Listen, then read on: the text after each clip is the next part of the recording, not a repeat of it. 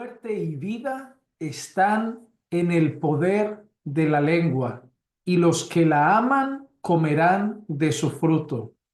Este es uno de los textos que más he escuchado para decir que hay poder en nuestra boca, que el poder de la vida y de la muerte se encuentra en nuestras palabras. Sin embargo, es uno de los textos más sacados de su contexto. Ahora te animo a ver los siguientes devocionales que voy a poner sobre Proverbios 18 y entender el versículo en su contexto, todo el capítulo, para que no interpretemos equivocadamente las escrituras. Atentos.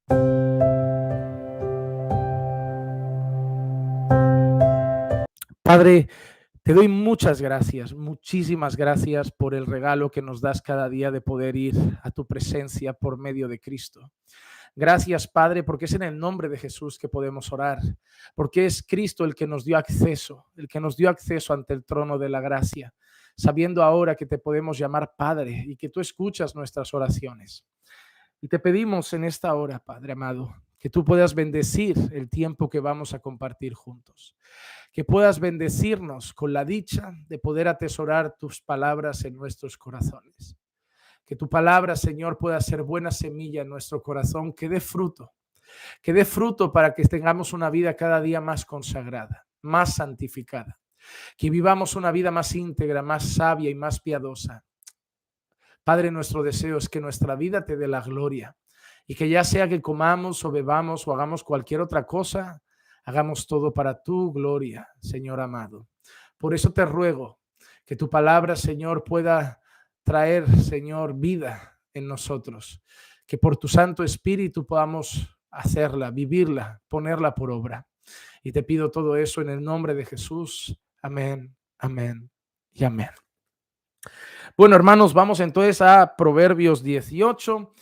Si ven que me voy quedando oscuro, no se asusten. Hoy estoy notando que el día se va a oscurecer un poco antes, hoy me parece. Así que como no tengo la luz encendida, estoy aprovechando luz solar. Así que si se empieza a quedar oscuro, tranquilos, que seguiremos adelante hasta terminar la hora. Proverbios capítulo 18. Ana, muchas gracias por colaborar con el canal. El Señor te bendiga. Un saludo hasta los Estados Unidos.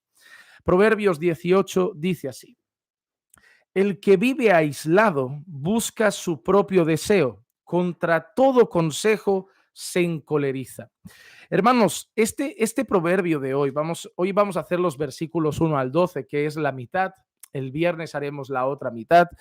Este primer versículo nos habla de un tipo de personas en particular. A veces Salomón está hablando de un tipo de personas, pero las define, el mismo tipo de personas los define con características diferentes. Por ejemplo, Salomón habla mucho del necio y habla también mucho del soberbio, lo que la manera como lo describe es con escenas diferentes. Si al final tú juntas todo lo que Salomón nos está diciendo, tú dirás: ah, mira, el soberbio tiene estas características.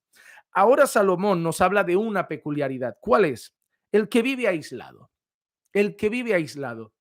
El que no quiere el consejo de nadie. Porque luego dice esto: contra todo consejo se encoleriza. Hay personas que prefieren vivir aisladas. ¿En qué sentido dice eso Salomón? Porque cuando vives con personas, estás sujeto ¿a qué? A que la gente opine, a que la gente aconseje, a que la gente te corrija. Cuando tú vives en una comunidad de personas, cuando tú vives con más personas, es normal que no todo lo hagas bien, no todas tus decisiones sean acertadas, y esas personas con las que tienes convivencia te van a corregir, te van a aconsejar, te van a decir: mira, creo que esto está mal, creo que ahí no acertaste. Pero, ¿qué dice Salomón? Que esas personas, como se encolerizan contra todo consejo, se encolerizan contra toda corrección, se encolerizan contra toda opinión, ¿qué prefieren? Aislarse, vivir solas. Hermano, es muy normal encontrar esas personas que dicen: yo no necesito a nadie, a mí me gusta estar solo, pero normalmente eso es un cúmulo de soberbia y arrogancia terrible. La convivencia trae corrección sobre nuestra vida. La convivencia trae opiniones. La convivencia trae esas cosas. Pero la convivencia también trae santificación a través de esas cosas. Nosotros sabemos algo que dice la Escritura: hierro con hierro se aguza. Las personas, para no ser aguzadas, prefieren irse y aislarse para no estar frotándose hierro con hierro, porque es incómodo, porque no sienta bien que nos corrijan, porque no sienta bien muchas veces las opiniones de otros, pero muchas veces esas opiniones, esas correcciones, esos consejos, eso hace que veamos más nuestros errores, que veamos más nuestras faltas, que veamos más nuestros pecados, que veamos más nuestras carencias y al final luchemos en Dios por el Espíritu para ser santificados. Pero las personas soberbias, orgullosas, arrogantes, que consideran que están bien, que no quieren saber nada de nadie, escuchar opiniones, consejos ni correcciones, prefieren vivir aisladas. Por eso empieza diciendo Salomón: el que vive aislado solo busca su propio deseo, solo busca vivir como le place, como quiere, no quiere escuchar opiniones ajenas, no quiere saber de nadie, él se basta consigo mismo. Pero esto es otra de las peculiaridades de la gente necia y de la gente soberbia. Versículo 2. El necio no se deleita en la prudencia, sino en revelar su corazón. El necio no se deleita en la prudencia, sino solo en revelar su corazón.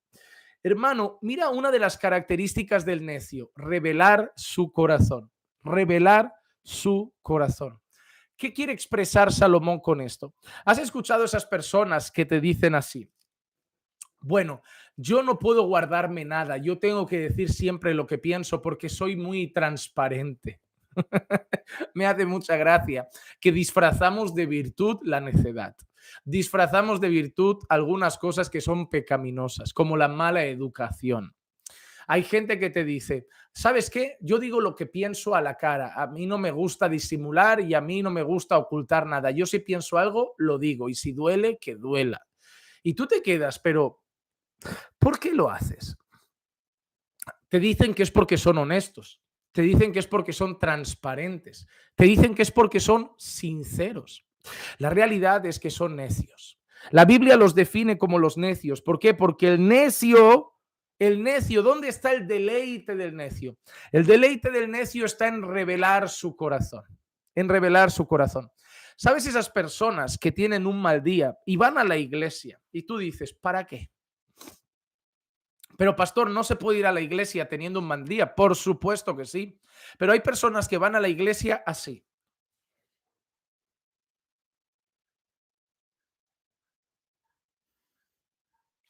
¿Para qué vas? ¿Para qué vas? ¿Para expresar tu enfado? ¿Para expresar que no te apetece estar en la iglesia? ¿Para expresar que ya estás pensando en irte? ¿Para expresar que ya en tu corazón ya te has ido de la iglesia? ¿Para pensar, para expresar a la gente que no estás de acuerdo? ¿Para expresar? ¿Vas para eso al culto? ¿Vas para eso a un estudio bíblico? ¿Vas para eso a una reunión de la iglesia? El necio tiene solo un placer: revelar su corazón. Si está enfadado, quiere que la gente lo sepa. Si tiene un pastor un problema con el pastor, quiere que el pastor lo note con la mirada. Quiere estar el pastor predicando y ni siquiera escucha el sermón, nada. Él solo quiere ahí que el pastor sepa que no está de acuerdo, está enfadado, está... Necios, necios, necios. El necio tiene que, si está enfadado el necio, todo el mundo lo tiene que saber. Si el necio está irado, todo el mundo tiene que saberlo. Si el necio está decepcionado, todo el mundo tiene que saberlo. Todo lo que el necio siente, toma, la gente lo tiene que saber. Todo lo que el necio opina, toma, te lo tiene que decir a la cara. Él no se puede guardar nada. Por eso dice Salomón: el necio no se deleita en la prudencia. ¿En qué sentido? Hermano, yo puedo pensar muchas cosas, pero no es prudente decir todo lo que pienso. Yo puedo tener 1000 opiniones de personas de la iglesia, pero no es prudente decirles todo lo que pienso. Primero, porque puede ser una opinión que no sea verdadera. Segundo, porque puede ser una opinión mía, que no significa que sea la de todos. Tercero, que yo perciba una cosa no significa que sea que la persona sea así. A lo mejor es mi manera de verlo o las apariencias que me ha dado, pero no la realidad. Cuarto, a lo mejor la persona mañana ya no hace eso, deja de ser así. Todos estamos en un proceso de santificación. Entonces, tantos motivos hay para decir: ¿es necesario que vaya a decir eso? ¿Es necesario que dé esa opinión? ¿Es necesario que diga esto? El necio no es prudente, el necio no se deleita en la prudencia. ¿Dónde está el deleite del necio? En que todo el mundo sepa que está enfadado, que está decepcionado, que está irado, en expresar todo lo que hay en su corazón. El deleite del necio está en revelar su corazón, en dar a conocer su corazón. Hermano, que Dios nos haga prudentes y no necios, que Dios nos haga sabios para saber cuándo es motivo de expresar y cuándo es motivo de callar, cuándo es necesario mostrar cómo me siento y la manera como mostrarlo para que sea la manera adecuada, a cuándo es mejor reservarme. Que Dios nos ayude a saber cuándo debo expresar que tengo un desacuerdo con alguien o algo que no me parece, a cuándo no es necesario hacerlo y es mejor callar. Porque no es siempre estar callado. El sabio no significa que nunca expresa una emoción. El sabio no significa que nunca expresa una opinión. Significa que es prudente. Esa es la diferencia. El sabio es prudente. El necio no. El necio tiene que mostrarlo absolutamente todo. Versículo 3 dice, cuando llega el impío, llega también el desprecio y con la deshonra viene la afrenta. Miren qué 3 palabras siguen a la llegada del impío. 3 palabras en 2 versículos que siguen a la llegada del impío. Primera palabra, desprecio. Segunda palabra, deshonra. Tercera palabra, afrenta. Hay personas que cuando llegan solo traen esas cosas, traen desprecio, traen deshonra y traen afrentas, o una o las otras, o todas. Hermano, el impío tiene una característica y es que con él llegan los problemas, con él llegan las trifulcas, con él llega la deshonra, con él llegan las afrentas, con él llegan los conflictos. El Hijo de Dios se caracteriza por traer consigo otras cosas. Bienaventurados los pacificadores, porque ellos serán llamados hijos de Dios. En cuanto esté en vuestra mano, estad en paz con todos los hombres.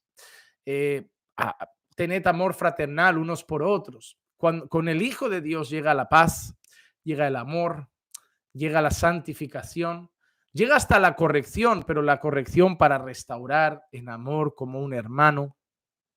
Con el impío no, con el impío llega la trifulca, las divisiones, las rencillas, las murmuraciones, las quejas, la difamación.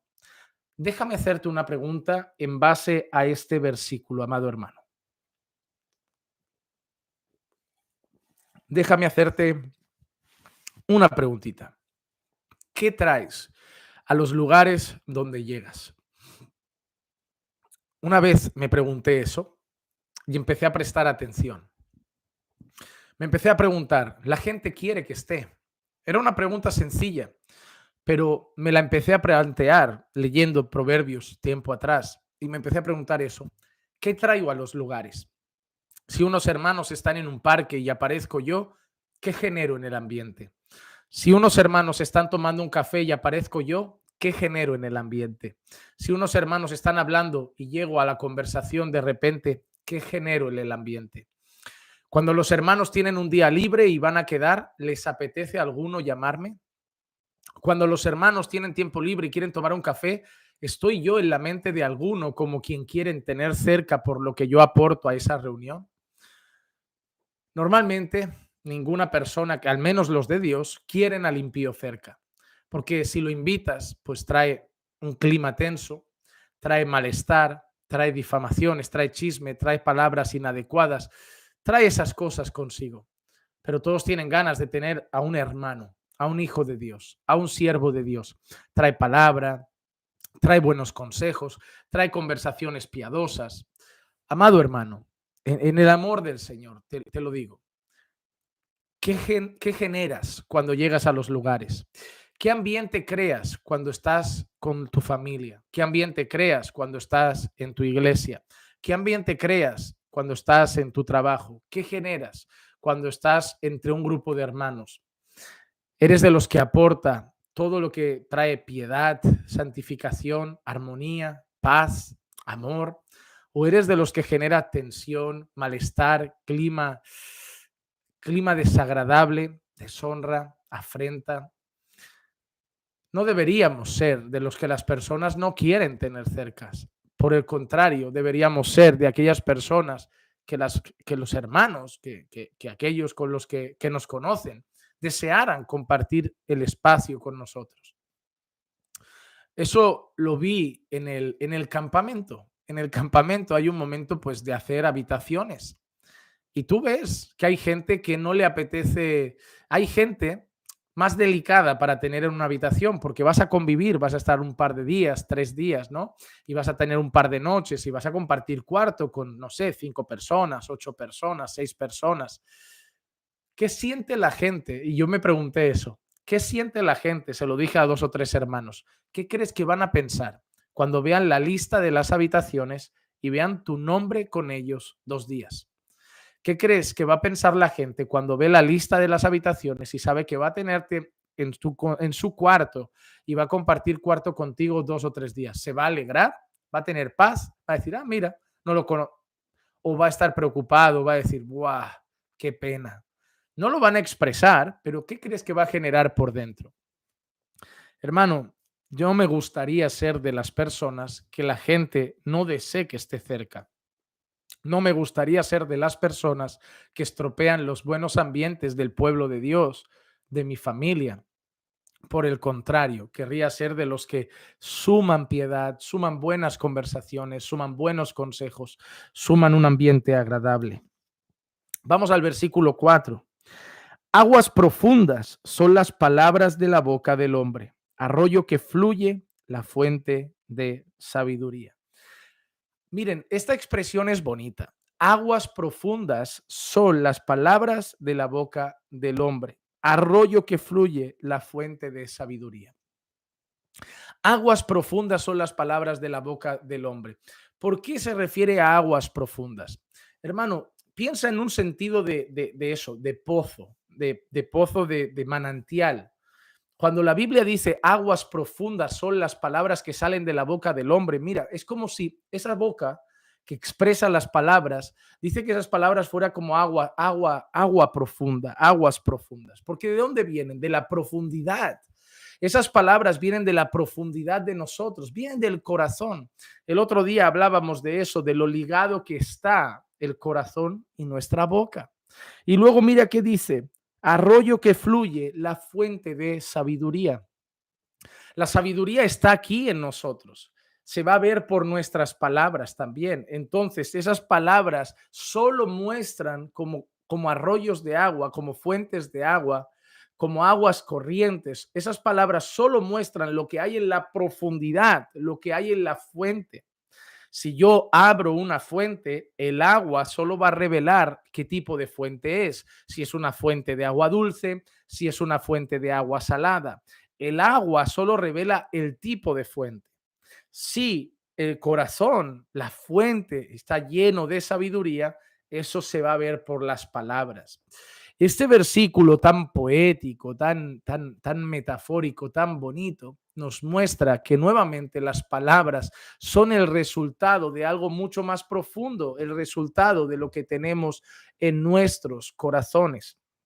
Nuestras palabras provienen de la profundidad de nuestro ser. Nuestras palabras provienen de lo más adentro de nosotros. Si yo un día, como digo siempre, si un día de golpe tengo un pleito a lo mejor con alguien, una riña con mi mujer y de golpe le digo, ya, pero yo he tenido que hacer esto por tu familia y tu familia es así, tu familia es así, tu familia es esto y aquello. Imagínate. Y yo luego llego y le digo a mi esposa, disculpa, mi amor, yo no quería decir eso, perdona, no quería decir eso de tu familia. Pero ¿por qué salió eso? Si yo no pensara eso de la familia, no hubiera salido. En el fondo, yo tengo eso en mi corazón, solo que en el momento de rabia, en el momento de ira, en el momento de enfado, pues no circula el mismo oxígeno por la cabeza, no estoy pensando igual, no estoy razonando igual, quito el filtro que me hace pensar en qué es bueno decir y qué es bueno no decir, y de golpe sale todo lo que tenía dentro. Las palabras son una expresión de nuestras realidades más internas, de lo que tenemos en nuestro corazón. Y eso es lo que quiere expresar Salomón con este bonito versículo.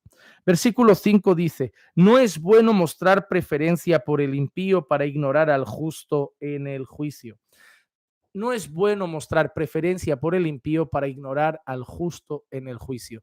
¿De qué está hablando esto? Del trato injusto, del trato injusto, de hacer favoritismo por una persona que no lo merece. Es como decir, es como que tenemos el juicio de un impío que merece ser condenado y ¿qué hacemos entonces? Mostrar preferencia, un trato preferente, un trato de favor. Sin embargo, luego dice que viene un justo, alguien que no tiene y no ha hecho nada malo, y le muestro un trato desfavorecido. En el fondo, el texto nos está hablando de que tenemos que actuar con justicia.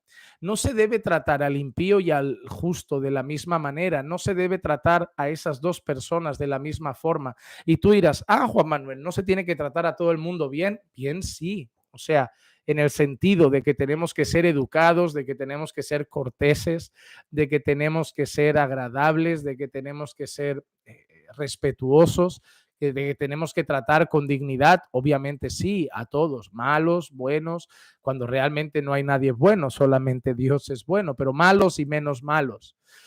Lo que está diciendo es que no hagamos injusticia, es decir, si tengo alguien que ha hecho algo malo y alguien que ha hecho algo bueno, yo no puedo tratar a los dos por igual, al malo castigo y al bueno pues un trato de favor. En ese sentido debe ser así.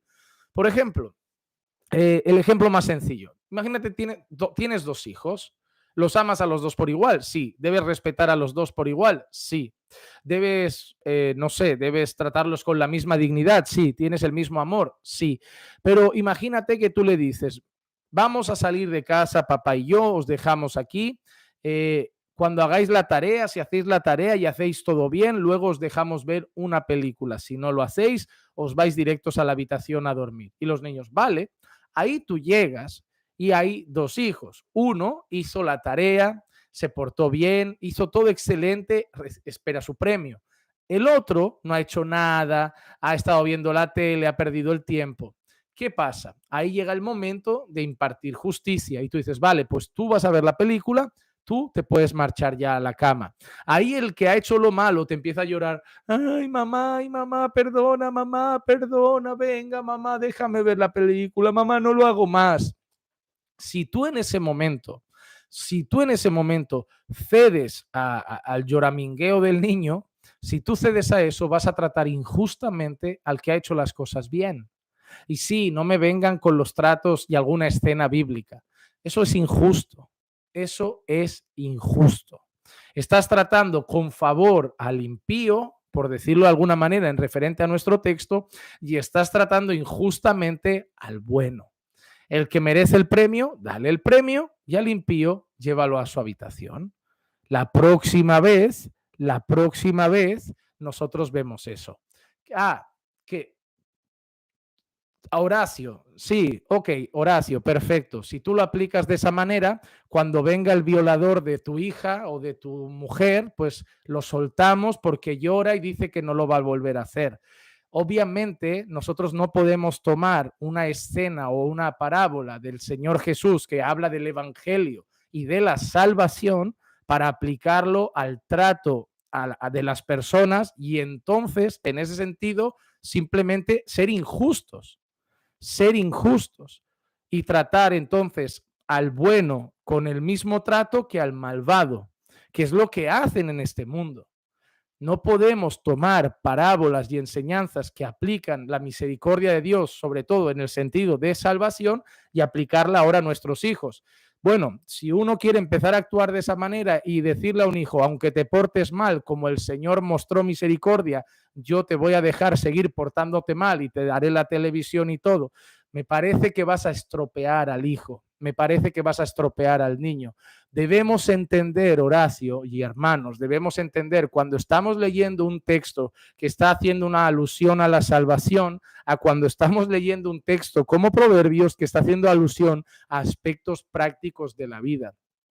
Es muy importante al leer la Biblia el saber qué tipo de libro estoy leyendo. No podemos leer Apocalipsis de la misma manera que los Evangelios, de la misma manera que vamos a leer, no sé, los Salmos o de la misma manera que leemos el libro de Cantares. porque si aplicamos las mismas cosas, igualmente, no es lo mismo un texto prescriptivo que un texto mandatorio, que un texto... Todo eso es importante para saber aplicar bien la Biblia, porque si no vamos a tener un problema, porque si aplicamos lo del hijo pródigo al hijo malo, pues el hijo malo, ¿qué mensaje le dio papá? Que papá, como es misericordioso, aunque te portes mal, te va a seguir tratando como si hicieras las cosas bien. ¿Qué va a hacer eso con el hijo bueno? Pues probablemente puede provocar que el hijo bueno vea que no vale la pena portarse bien, en el sentido de que uno es tratado de la misma manera haciendo lo bueno que lo malo. Porque en base a ese texto, puedo yo decir, ¿qué hace Dios entonces en Deuteronomio cuando dice: todas estas bendiciones te seguirán si obedeces estos mandamientos? Y el mismo capítulo de Deuteronomio dice: todas estas maldiciones te seguirán si desobedeces mis mandamientos. El Señor, ¿qué tendría que haber hecho? No, pues mira, como Israel ha desobedecido, pues no le castigo porque tengo misericordia. Pero ¿cuántas veces Dios castigó a Israel? Y recuerden, amados hermanos, que cuando Dios disciplina, aplica justicia y lo hace en amor, buscando la restauración. ¿Tú crees que sería buena cosa dejar a Israel en sus pecados y no disciplinarlo por su maldad? Claro que no. Disciplina, aplica justicia, pero lo hace con el amor de un Padre, de un Dios, de un Señor que ama. Versículo 6. Los labios del necio provocan contienda y su boca llama a los golpes. Los labios del necio provocan contienda y su boca llama a los golpes. Hermanos, aquí nuevamente nos habla de las palabras del necio. Así como la fuente del justo era sabiduría, mira lo que provoca las palabras del necio. Llama a los golpes, provoca contiendas. Amados hermanos, esto es una realidad. El necio, sus palabras acaban trayendo muchas cosas en un sentido negativo a la vida.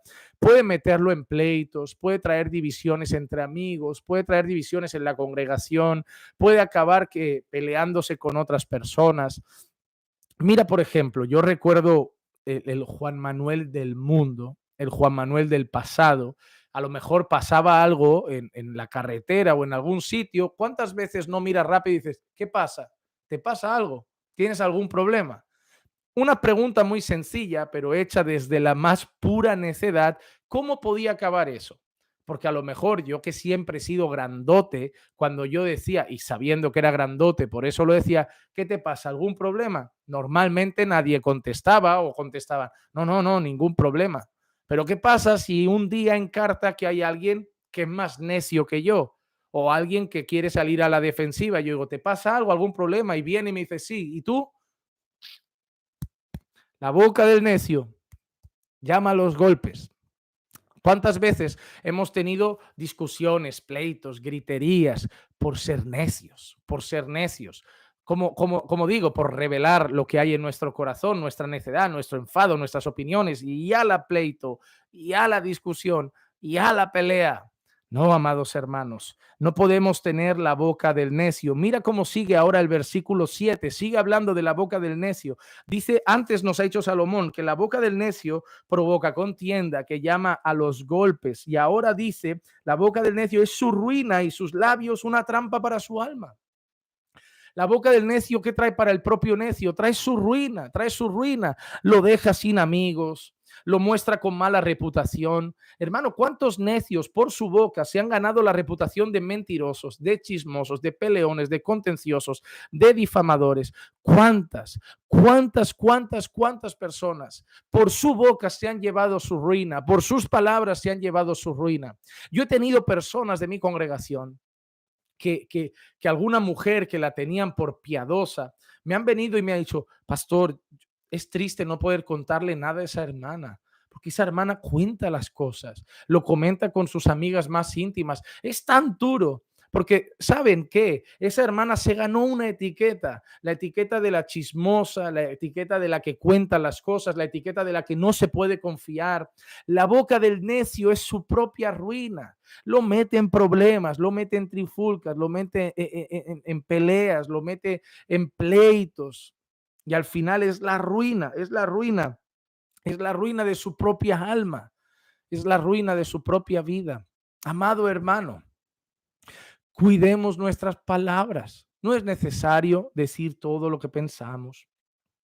No es necesario hablar en todo momento. Yo les he dicho más de una ocasión, disculpen que hoy tengo la garganta bastante seca. Les he dicho en más de una ocasión una frase que hace mucho tiempo me comentaron o leí en algún sitio que desde entonces aplico a mi vida. No es una frase bíblica, pero me parece una frase muy sensata.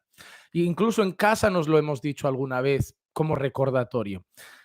La frase es la siguiente: habla solo si vas a mejorar el silencio. Me gustó muchísimo esa frase.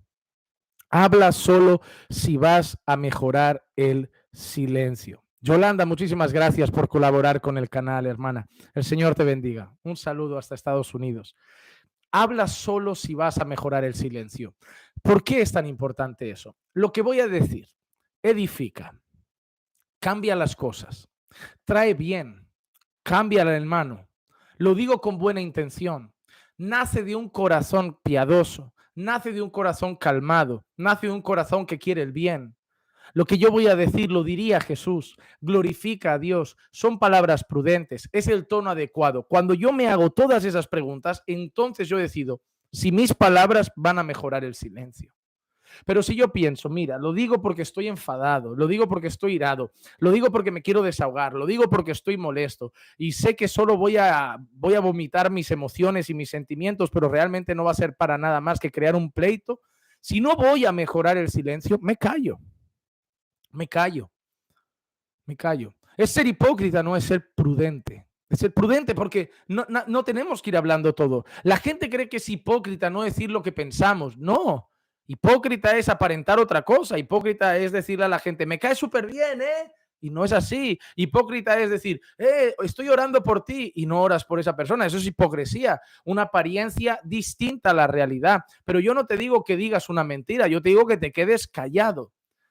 Guardar silencio no es hipocresía, es prudencia. Es prudencia.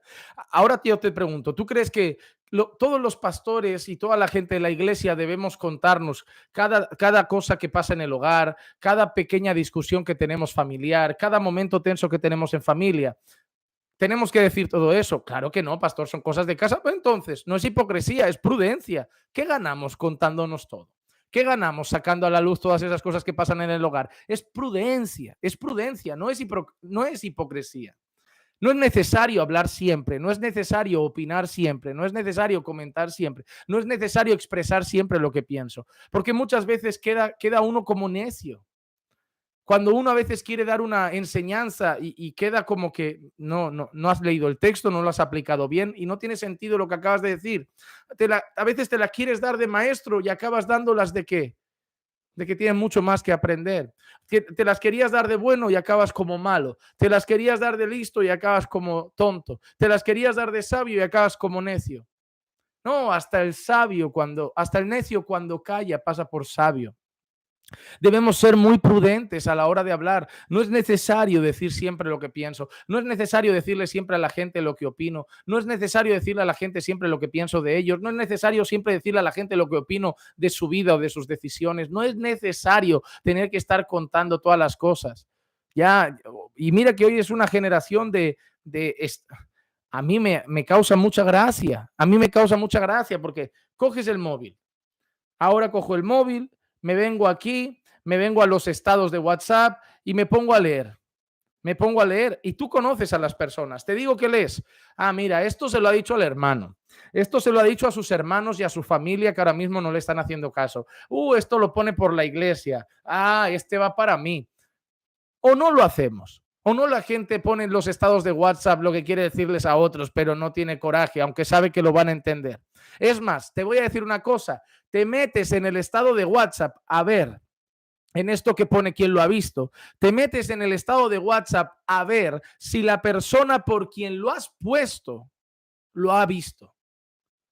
Porque no vas a estar tranquilo hasta que la persona por quien lo has puesto lo ha visto. te vas a meter ahí hasta que veas que esa persona leyó los estados y pasó por encima de ese y tú ya tienes paz como, toma, ya ha visto la foto, ha visto la frase. Somos una generación que tengo que soltarle al mundo todo lo que tengo dentro. Somos esa generación que tenemos que estar poniendo en Facebook siempre, me siento bendecido, me siento triste, me siento contento, me siento alegre, me siento de capa caída, me siento que está bien expresar alguna emoción, que está bien expresar que estamos alegres. Yo no digo que ahora eso esté mal, pero realmente somos una generación que no sé quién nos enseñó que tenemos que expresar todo. Desde la infancia, exprésate, exprésate. Me hace mucha gracia cuando van a los hombres y les dicen, no, pero tienes que expresar más tus emociones. ¿Por qué? ¿Qué tan necesario es? Bueno, yo diré lo que sea necesario, yo diré lo que sea necesario, pero no creo que haya que decir todas las cosas. Se cortó, hermanos. Díganme si vuelve para seguir. Díganme si vuelve para seguir. Me avisan cuando se esté volviendo y yo me pongo en marcha nuevamente. Avísenme, espero que algunos me avisen.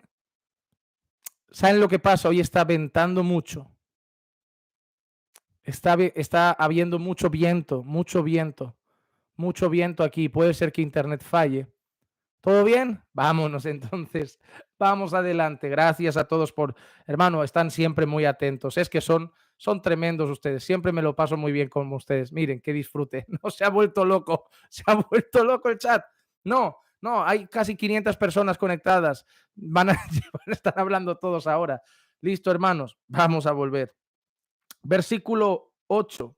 Las palabras del chismoso son como bocados deliciosos y penetran hasta el fondo de las entrañas. Mira cómo expresa esto. Las palabras del chismoso son como bocados deliciosos y penetran hasta el fondo de las entrañas. Las palabras del chismoso son como bocados deliciosos. ¿En qué sentido son como bocados deliciosos? Las palabras del chismoso son no se le oye. Uy, es que por ahí me dicen algunos que no se oye. Yo me espero un minutito, no tengo prisa. Me puedo aguantar todavía un poco. Pero realmente hay 2 que dicen que no se oye o 3, pero el resto dice todo bien. Me quedaré con la mayoría, hermanos. Me quedaré con la mayoría. ¿Sí?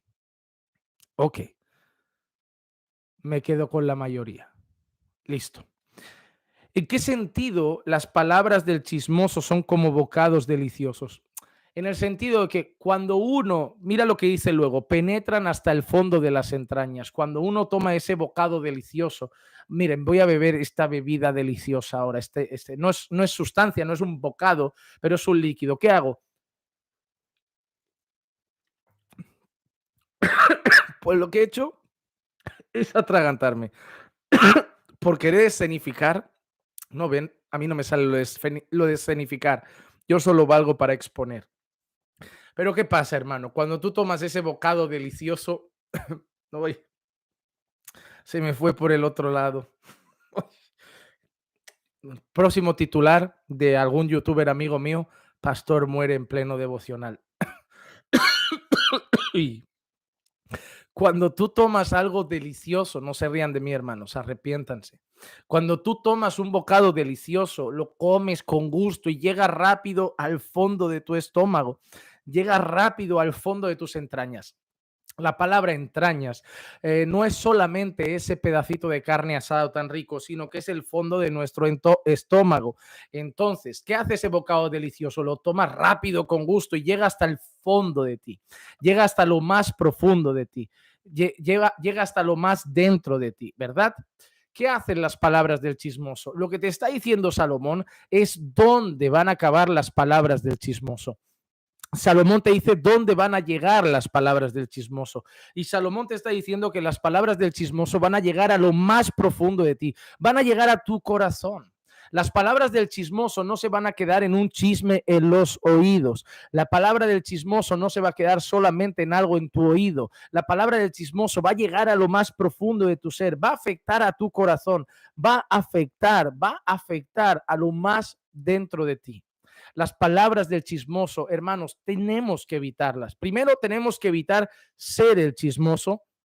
En segundo lugar, tenemos que evitar escuchar a los chismosos. ¿Por qué? Porque no podemos pensar que vamos a escuchar un chisme y se va a quedar en eso, en una conversación sin importancia en el aire, sino que debemos saber que si escuchamos al chismoso, eso va a traer problemas, va a traer problemas tarde o temprano en nuestro corazón.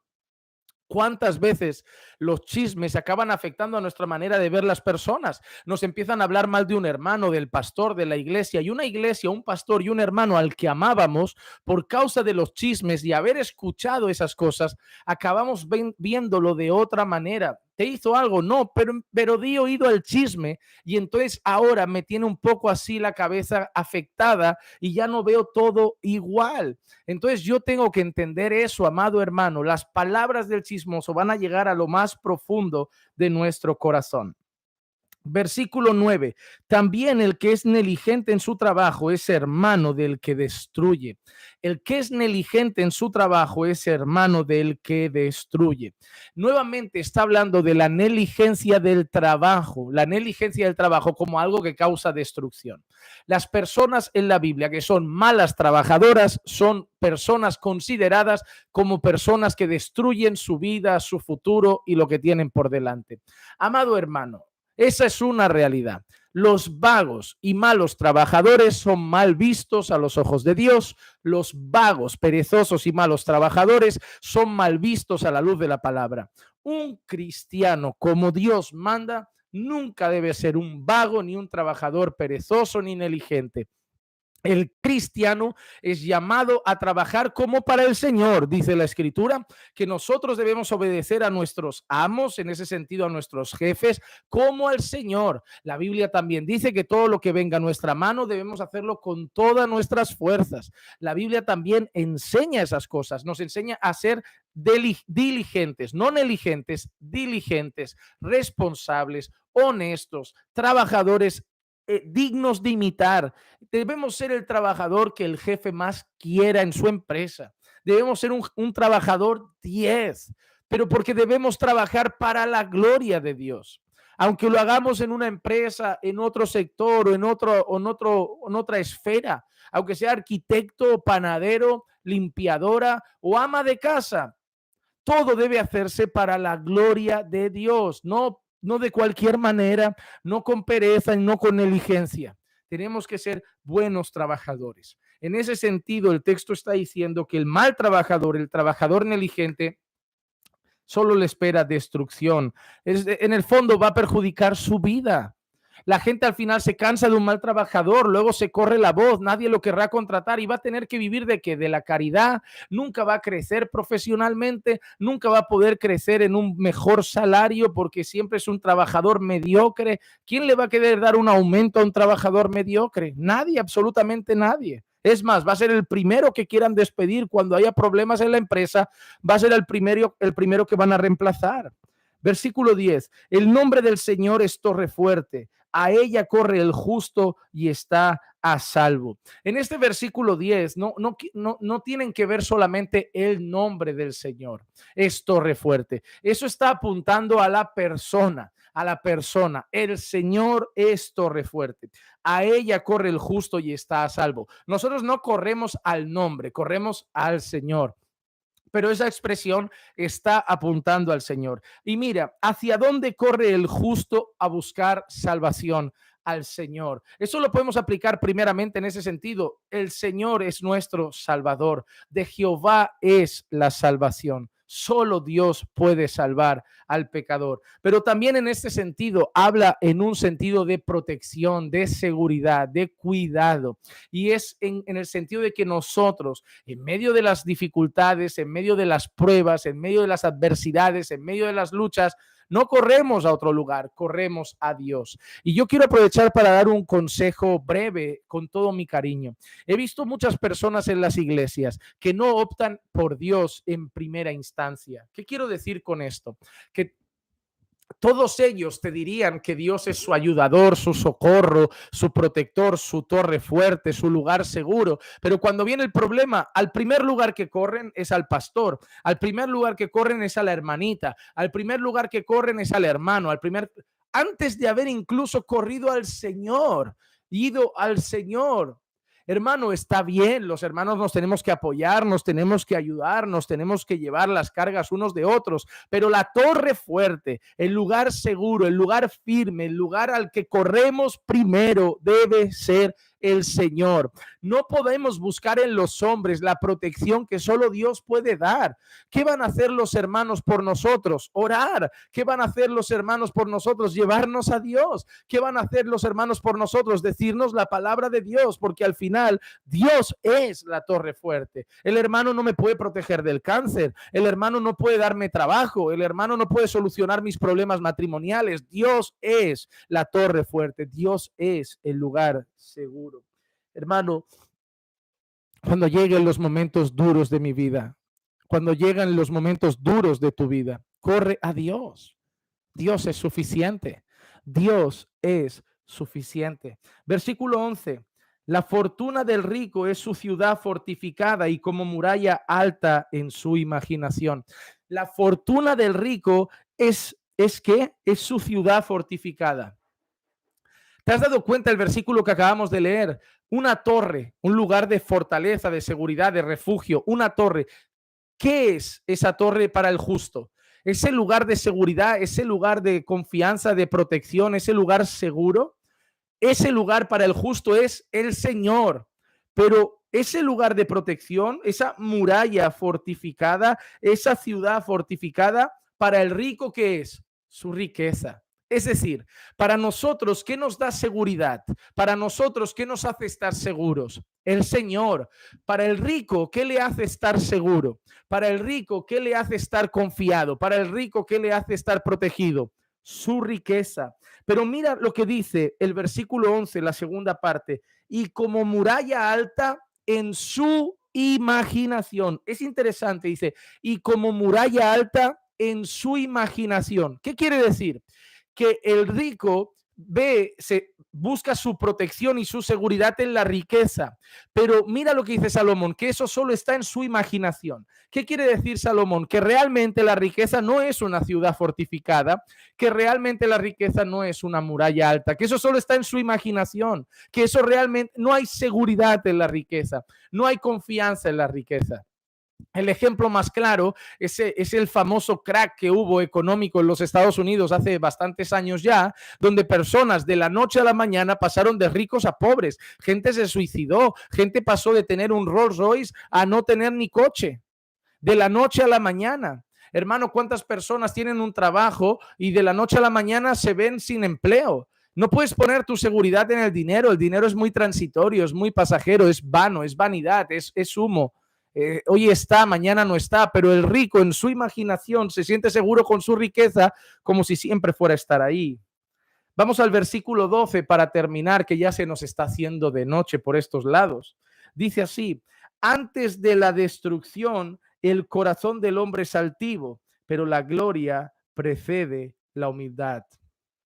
Ya habíamos visto un versículo o más de un versículo parecido a este, y es en el sentido de que antes de la destrucción viene la altivez. Es decir, que la altivez es el motivo de muchos tropiezos, muchas caídas, muchas cosas malas que llegan a nuestra vida. Por el contrario, dice que la gloria precede la humildad. Es decir, que la humildad tiene por fruto algo bueno, la soberbia tiene por fruto algo destructivo, algo desastroso. Nuevamente debemos recordar las palabras del Señor que dice claramente que Dios da gracia al humilde, pero Dios resiste al soberbio. Dios rechaza, Dios resiste, Dios aborrece al soberbio, pero Dios da gracia al humilde. Dios no favorece la soberbia, que solo va a traer mal a la vida de los propios soberbios, sino que Dios favorece al humilde, al que mira siempre con buenos ojos. Hermanos, hoy llegamos aquí hasta el versículo 12 y recuerden, el viernes a las 7 de la tarde hora España estaremos leyendo hasta el versículo 24 y creo, por como tengo la agenda, que no lo haré aquí. El viernes estaré, creo que en Caminando por Fe, estaré en la iglesia, a ver en qué parte de la iglesia, supongo que en el despacho lo haré, pero nos veremos igualmente a las 7. Tengo unas cosas que hacer, pero he reservado las 7 de la tarde para hacer el devocional. Viernes 7 de la tarde nos vemos para hacer los otros 12 versículos que quedan de Proverbios 18. Ahora atentos, una oración breve para despedir este devocional y les recomiendo este librazo, hermanos, que como les dije, me regalaron desde México el día de ayer. Padre, muchísimas gracias por este maravilloso devocional de hoy. Señor, te pido que nos hagas prudentes, que no nos dejes ser como el necio que tiene que expresar siempre lo que hay en su corazón. Ayúdanos también a ser humildes, Padre, y nunca soberbios. Ayúdanos a poner en ti nuestra confianza, a no tener la confianza puesta en cosas pasajeras de este mundo, sino en ti, Señor amado, que tú seas nuestra torre fuerte. Padre, guarda nuestros corazones de hablar palabras perversas. Haznos como el sabio que fluye de su corazón palabras de sabiduría. Señor, ayúdanos a tratar a las personas de la manera apropiada, a ser justos cuando sea necesario siempre en todas las decisiones que tengamos que tomar y no tratar nunca con parcialidad o de una manera inadecuada a las personas. Ayúdanos a tratar a todos con dignidad, pero también a hacer justicia cuando tengamos la necesidad de hacerlo, Padre, como tú lo harías, porque tú eres justo. Padre, también te ruego, Señor, que nos hagas buenos trabajadores, que allí donde estemos trabajando y sirviendo, que lo hagamos con excelencia, no con pereza ni negligencia, Señor, porque eso acabará arruinando nuestra vida y nuestro futuro. Ayúdanos a honrarte con todas las áreas de nuestra vida, en cada área de nuestra vida, en todo lo que hacemos, que te dé a ti la gloria. Y te pedimos todo eso en el nombre de Jesús. Amén, amén y amén.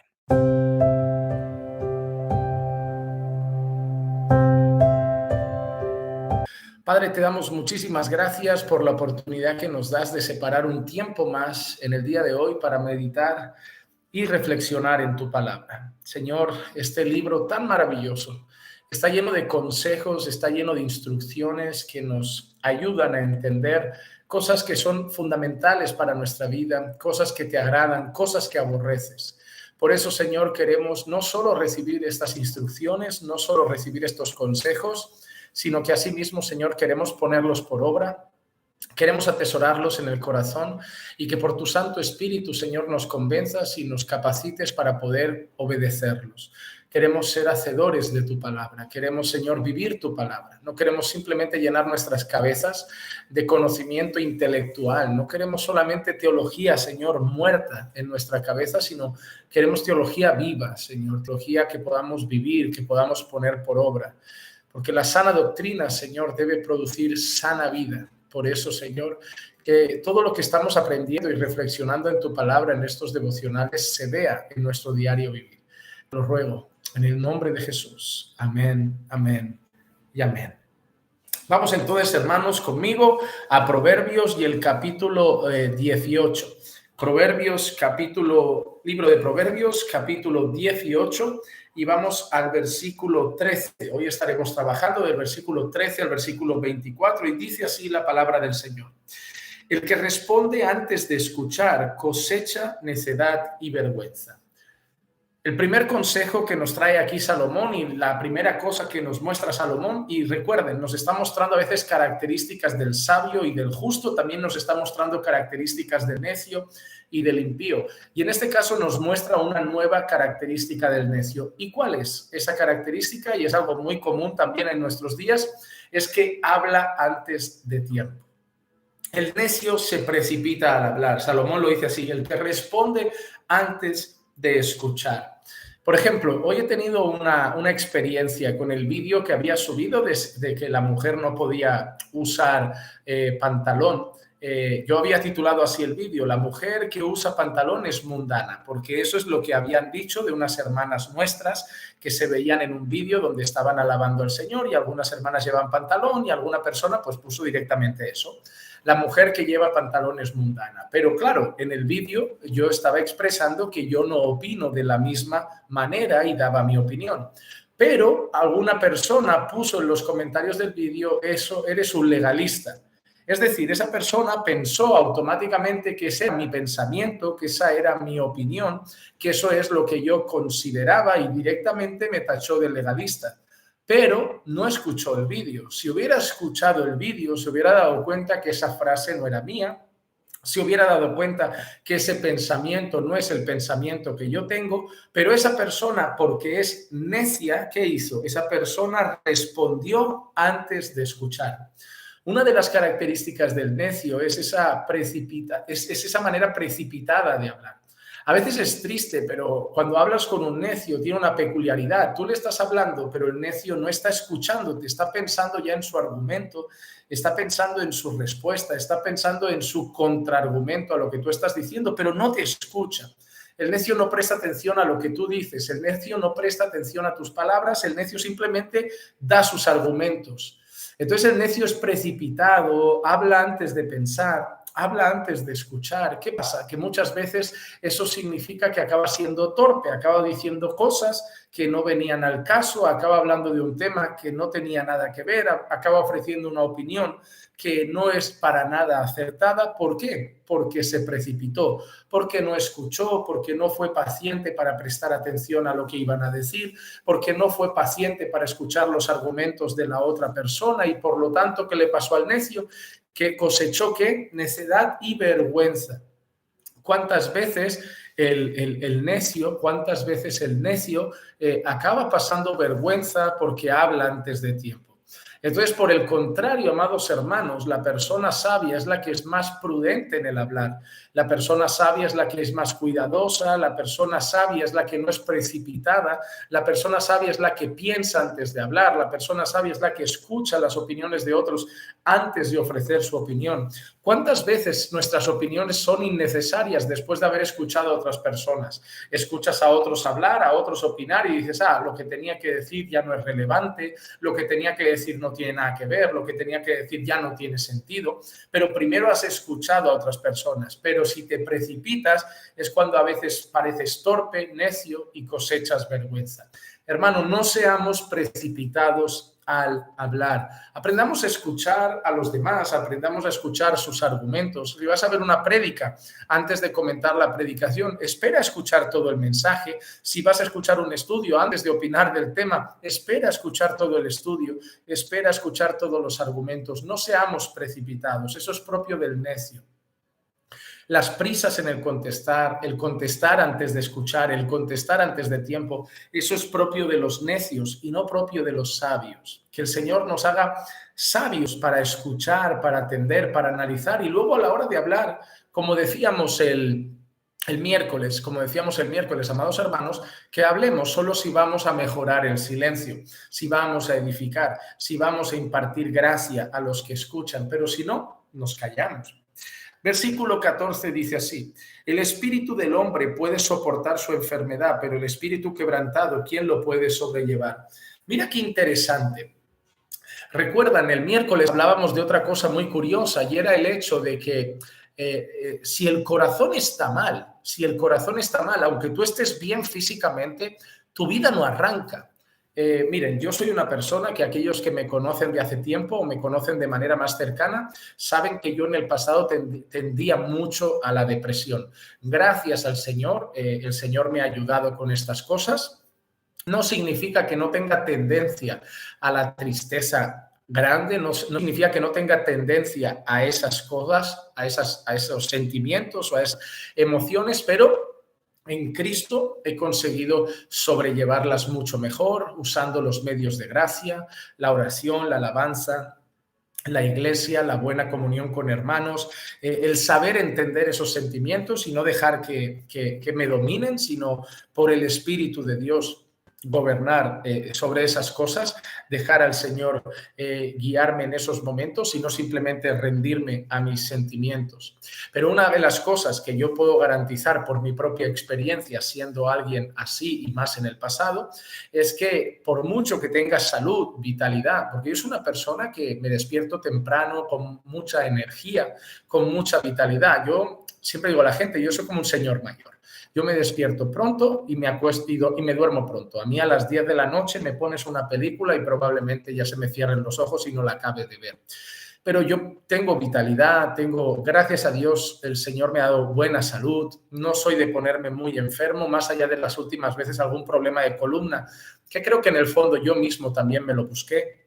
Entonces, pero ¿qué pasa? Cuando te viene ese dolor en el corazón, esa tristeza grande y profunda, no arrancas. Da igual que tengas vitalidad, da igual que tengas buena salud, te quedas como paralizado en el sentido de que quieres estar quieto, quieres estar encerrado, quieres estar entre sábanas, quieres estar solo, no quieres hacer nada, no te apetece salir, no te apetece ver el sol, quieres encerrarte, comer, estar ahí en una esquina a oscuras, con música, aislado, es lo que quieres. Y eso es lo que expresa este versículo también, que mira lo que dice: el espíritu del hombre puede soportar o sobrellevar su enfermedad, pero el espíritu quebrantado, ¿quién lo podrá sobrellevar? ¿Qué quiere decir esto? Imagínate una enfermedad, imagínate que llega el cáncer a tu vida, pero tú estás con un espíritu gozoso, con fe, con firmeza, con fortaleza, con gozo, con alegría, con paz. Tú eres capaz de soportar y sobrellevar esa enfermedad. Tú eres capaz de soportarlo con esperanza, con fuerza. Eso es lo que quiere decir, que incluso algo como una enfermedad, si tu espíritu está gozoso, si tu corazón está alegre, si tu corazón está con fuerza, con vitalidad, tú puedes sobrellevar los problemas físicos incluso, puedes sobrellevar la enfermedad, puedes pasar por ella con confianza, con alegría, con fe, con seguridad, y pasas por ella así, mirando al cielo con esperanza. Pero por el contrario, si pasa al revés, dice, si el espíritu está quebrantado, ¿quién puede llevarlo? Entonces es de ahí donde Salomón nos está dando una indicación del hecho de cuidar nuestro corazón, cuidar nuestra vida espiritual, porque eso afecta a nuestra vida exterior. Las personas que están mal en su interior, que están mal espiritualmente, muchas veces se traduce en amargura, en tristeza, en poco rendimiento en el trabajo, en poca disciplina espiritual. Pero las personas, por ejemplo, que están muy gozosas, que el Señor ha reanimado su gozo, ha reanimado su alegría en el corazón, están dispuestas a orar, quieren ayunar, quieren ir a la iglesia, quieren ir a los cultos, les apetece estar con hermanos. Lo interior afecta en gran manera a cómo funcionamos por fuera. Entonces, lo que Salomón está mostrando es exactamente eso, que si nuestro corazón está firme, nuestro espíritu está firme, incluso con algunas situaciones difíciles exteriormente o físicamente o una enfermedad, tiraremos adelante. Tiraremos adelante porque estamos firmes espiritualmente, en el corazón. Pero si eso está mal, la vida no arrancará mucho, porque no tendremos fuerza física, tendremos vitalidad física, pero el corazón quebrantado, el espíritu quebrantado nos va a refrenar bastante en la vida. El versículo 15 dice así: el corazón del prudente adquiere conocimiento y el oído del sabio busca el conocimiento. De la misma manera que veíamos el otro día que el corazón del chismoso o el corazón del necio, esas personas siempre están buscando las malas conversaciones, el chisme, las malas palabras. ¿Qué busca el corazón del prudente? ¿Qué busca el corazón del sabio? Busca conocimiento. Una de las marcas de los sabios es que reconocen que les falta mucho por aprender. Mira qué interesante. Hay personas que viven dando lecciones a otros y hay personas que cada día se levantan para aprender. Cada día dicen, hoy quiero aprender más, me falta mucho por saber, me falta mucho por aprender, me falta mucho por conocer. Yo puedo enseñar algunas cosas, pero me faltan muchas por aprender todavía. El sabio sabe que sabe, pero el sabio también sabe que no sabe todo.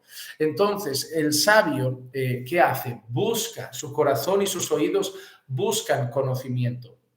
Yo tengo una serie de contenidos a lo mejor que regularmente veo en internet porque me edifican mucho sus pensamientos, sus ideas, su manera de ver el mundo, la vida a la luz de las escrituras, o predicadores que sigo escuchando en algunas series, o me pongo estudios bíblicos de algunos temas que digo, todavía en eso no estoy tan fuerte, ¿no? Porque, a ver, no creo que esté mal reconocer esto.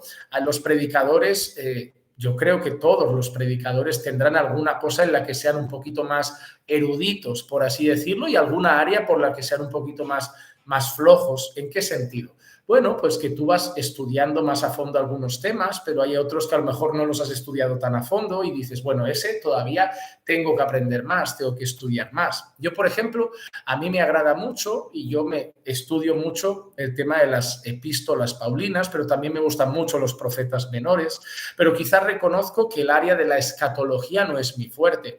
No es que no tenga una postura, no es que no tenga claras ¿cómo decir?, mis creencias y mis bases teológicas en cuanto a la postura escatológica que ahora mismo sostengo, pero probablemente debo reconocer que no es mi área más fuerte y que tengo que estudiar más y me gustaría profundizar más y leer más libros, más buen material, escuchar más a otros maestros sobre el asunto y no sé, pues lo mismo sobre el tema no sé, de la creación. El libro de Génesis, por ejemplo, a lo mejor no es mi fuerte y me gustaría reconocer que tengo muchas preguntas y quiero escuchar más comentarios, escuchar a más maestros. La persona sabia no es la que dice, yo ya solo enseño porque yo ya sé todo. No, la persona sabia busca más conocimiento, busca saber más. La persona sabia quiere aprender más. La persona sabia quiere saber más. Busca con el corazón conocimiento, busca con los oídos conocimiento.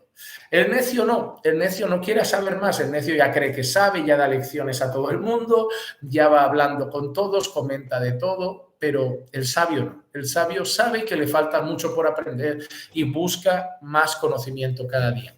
A mí, por ejemplo, no me gustan estas personas que le hables de lo que hables, te dan opiniones, ¿no? Le hablas de política, te da opiniones. Le hablas de historia, te da opiniones, de economía, te da opiniones, de salud. Bueno, esa persona es político, ha estudiado ciencias políticas, es economista, es coach, es nutricionista, es fitness, es todo. Y tú dices, wow, pues ¿de dónde has sacado todo ese conocimiento? Pues de algún vídeo que ha visto en YouTube, pero se ve que no sabe mucho del tema, que solo repite alguna cosa que ha escuchado. El necio es así, el necio no estudia a fondo, no busca conocimiento. El necio habla de lo que se le pasa por la cabeza, de un artículo que ha leído y ya se cree un erudito para hablar de un tema así. Pero lo que pasa es que cuando el necio engancha a un sabio o un sabio engancha a un necio, el necio acaba pasando vergüenza porque ahí llega el que sabe de verdad. El sabio reconoce que tiene mucho que aprender y por eso su corazón y su oído buscan adquirir conocimiento. Versículo 16 dice, la dádiva del hombre le abre camino y lo lleva ante la presencia de los grandes. La dádiva del hombre le abre camino y lo lleva ante la presencia de los grandes. En cierta manera, lo que quiere aludir ese pasaje, este versículo, es el hecho de que la manera como se conduce un hombre piadoso le acaba abriendo camino.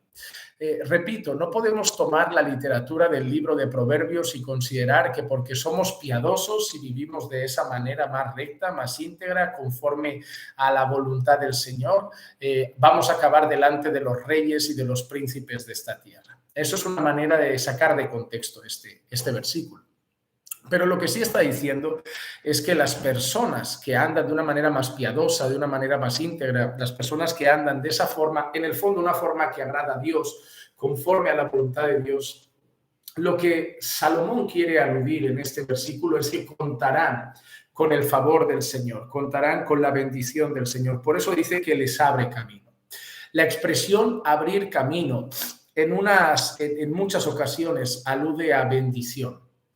La expresión abrir camino, pues alude al favor de Dios. Piensa que cuando Dios abre camino es cuando está mostrando favor con un pueblo. Lo puedes ver, por ejemplo, cuando Dios abre el mar, cuando los egipcios están llegando detrás de los hebreos y Dios abre el mar, Dios les abre camino. Es una muestra de favor de Dios. Por lo tanto, cuando nosotros vemos esto, cuando nosotros vemos lo que quiere decir Salomón, es que esa persona que está andando piadosamente, que está andando íntegramente, que está andando bajo la justicia que Dios demanda, esa persona tendrá sobre sí el favor de Dios, la bendición de Dios. Piensa que es la mente del rey Salomón, en un contexto donde Salomón todavía se encuentra antiguo pacto. Salomón está pensando también en la ley de Dios y piensa, por ejemplo, Deuteronomio.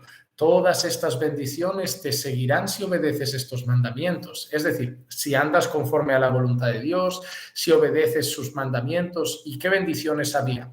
Bueno, mujeres fértiles, campo que daría fruto, animales en abundancia en el granero, prosperidad material. Entonces, todas esas cosas que el Señor garantizaba a los que andaban piadosamente es lo que está en la mente de Salomón cuando dice, el que anda de esa forma, la dádiva del hombre, el que anda conforme a la voluntad del Señor, de esa forma piadosa, contará con el favor y la voluntad y la bendición del Señor. Hermanos, yo soy una persona que cree firmemente que Dios bendice la obediencia.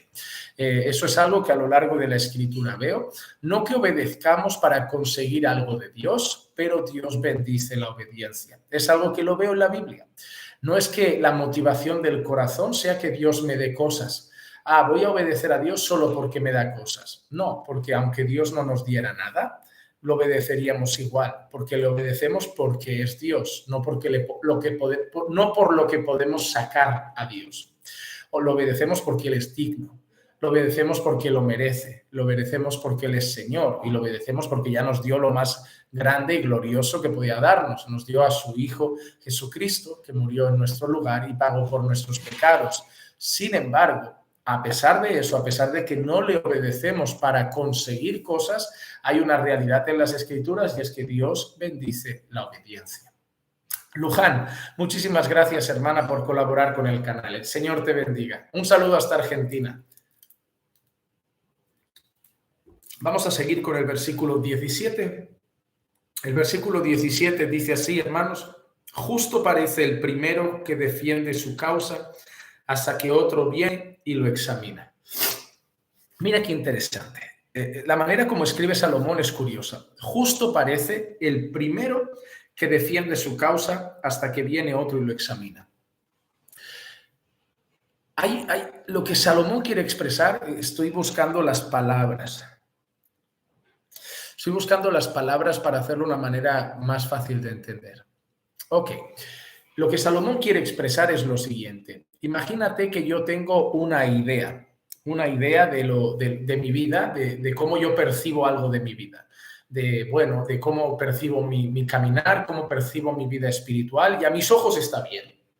A mis ojos está bien. Y dice Salomón, justo parece el primero que defiende su causa. Es decir, a tus ojos te parece bien tu vida, a tus ojos te parece bien tus acciones, a tus ojos te parece bien lo que haces. Dice, hasta que otro viene y lo examina. Hasta que viene otra persona desde fuera y te dice, oye, creo que lo que has hecho no está bien. Oye, creo que lo que has dicho no es correcto. Oye, creo que la forma como te has expresado no es adecuada. En el fondo, lo que Salomón nos está expresando es que a veces el juicio que nosotros tenemos sobre nosotros mismos no es el más correcto. Que lo que realmente debemos considerar es que a nuestros propios ojos muchas veces nosotros no nos vemos de la manera real, sino que nosotros vemos una rectitud, una bondad y una manera correcta de actuar en nosotros que no es la real. ¿Y cuándo nos damos cuenta? Cuando viene otra persona desde fuera que ha visto lo que hemos hecho, que ha visto lo que hemos dicho, que ha visto cómo nos conducimos y entonces nos dice, mira, creo que no está bien. Conozco personas que creen que llevan las cosas de una manera adecuada hasta que viene un pastor o viene un hermano y le dice, hermano, creo que eso que estás haciendo no está bien. Hermano, creo que esa decisión que has tomado no es correcta. Hermano, creo que esa manera como has hablado al hermano no es la mejor. Hermano, creo que esto que has dicho no es lo más adecuado. Nosotros tenemos una visión de nosotros un tanto distorsionada. Somos muchas veces muy buenos a la hora de medirnos, muy buenos en el sentido de que muy bondadosos, muy misericordiosos con nosotros, una visión de nosotros muy poco realista en muchas ocasiones. Y por eso es bueno ver a terceros que vienen y nos analicen. Porque ellos lo ven desde otra perspectiva, ellos no lo analizan de la misma manera que nosotros y ellos pueden tener un criterio mucho más real de lo que acabamos de hacer que el nuestro propio. Entonces, ¿qué me lleva a pensar eso? En primer lugar, que no puedo considerar mi opinión de mí mismo como la más válida. Yo creo que estoy bien y punto. No, eso es mucha soberbia. Es mucha soberbia y mucho orgullo la persona que considera, bueno, yo creo que estoy bien y a quien no le guste me da igual. Yo creo que hablo bien, yo creo que lo hago bien, yo creo que me conduzco bien, yo creo que estoy haciendo las cosas bien, que mi matrimonio está bien, que mis hijos están bien. Eso es mucha soberbia, porque tu causa la analizas y la consideras justa. A tus propios ojos tú estás bien, a tus propios ojos tú haces bien todo, a tus propios ojos tú estás tomando buenas decisiones, a tus propios ojos tú estás criando bien a tus hijos.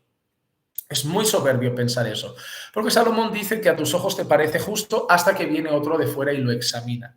¿Qué otra cosa es importante? Hemos dicho la primera, que no debemos considerar nuestra manera de vernos y examinarnos como la única válida. Eso es muy arrogante y podemos estar en muchas ocasiones equivocados.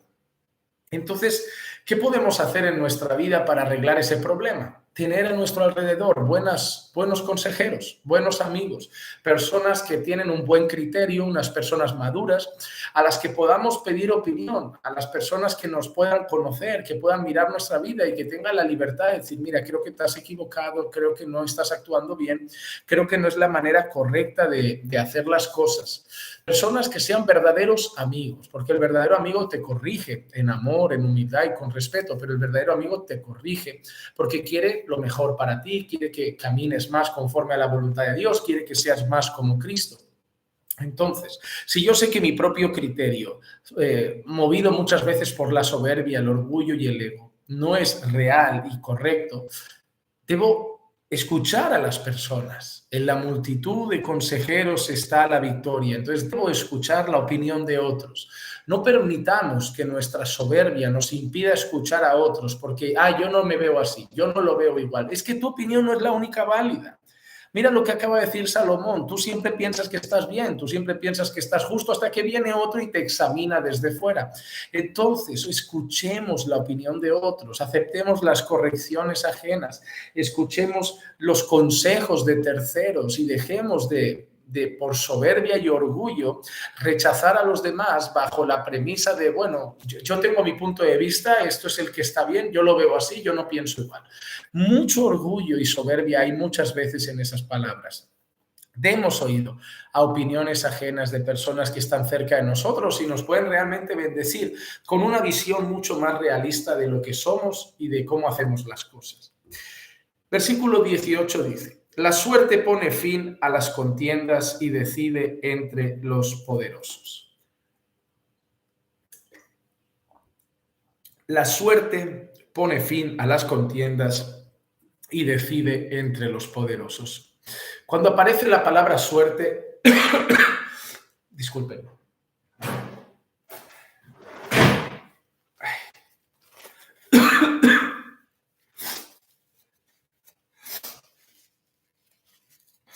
Perdón. Cuando aparece la palabra suerte en la Biblia, muchas veces nosotros no la entendemos de la manera correcta. ¿Por qué? Porque la palabra suerte en este caso está escrita en un contexto preciso que no es nuestro contexto. Nosotros cuando pensamos en suerte, nosotros pensamos prácticamente en el azar, en tirar dados, en la lotería, en juegos así de azar. Nosotros pensamos en suerte como en la fortuna, como en qué afortunado eres, qué suerte has tenido o qué mala suerte has tenido.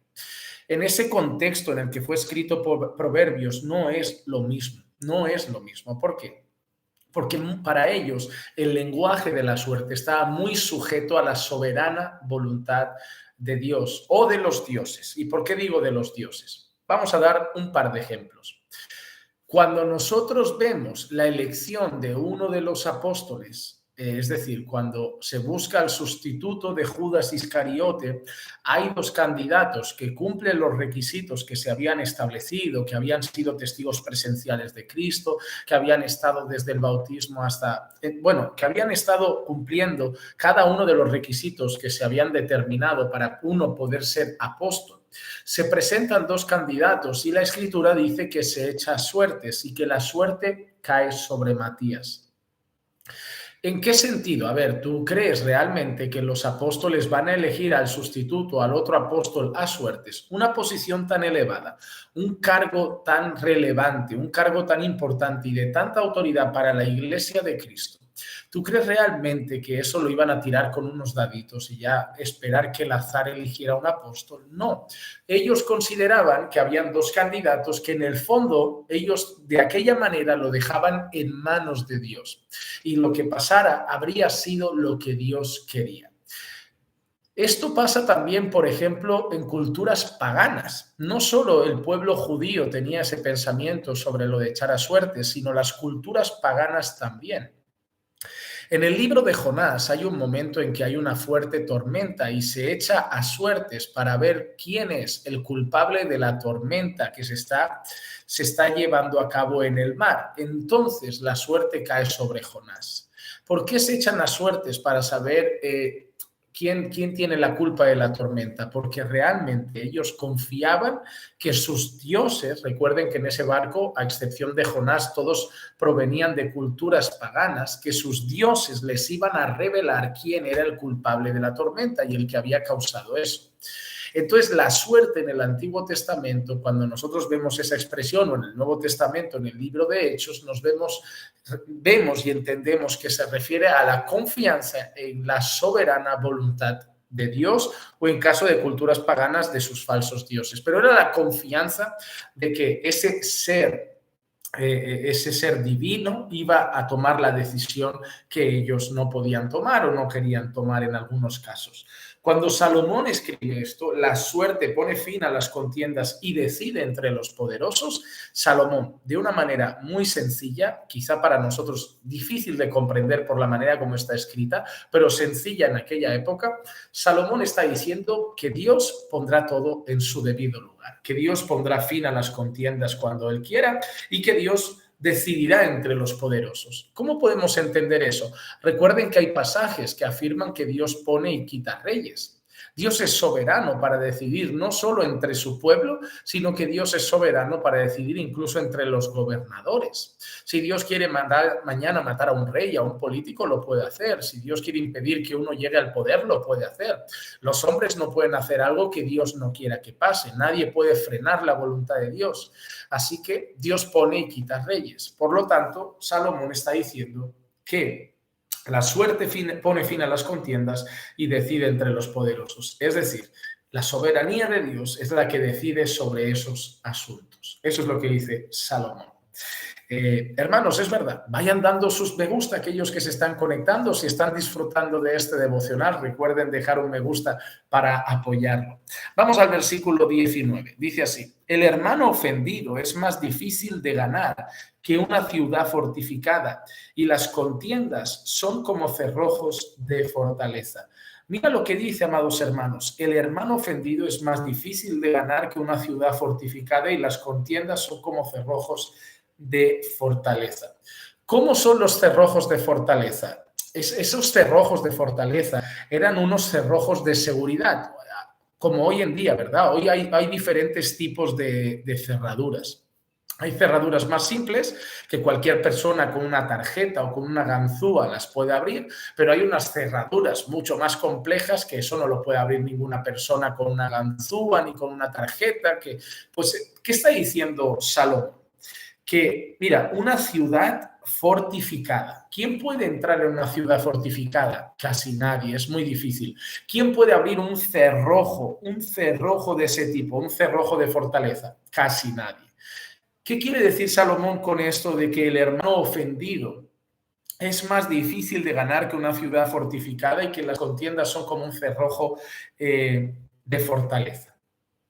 Significa que cuando has causado una herida muy grande en un hermano, recuperar su corazón puede ser muy, muy difícil.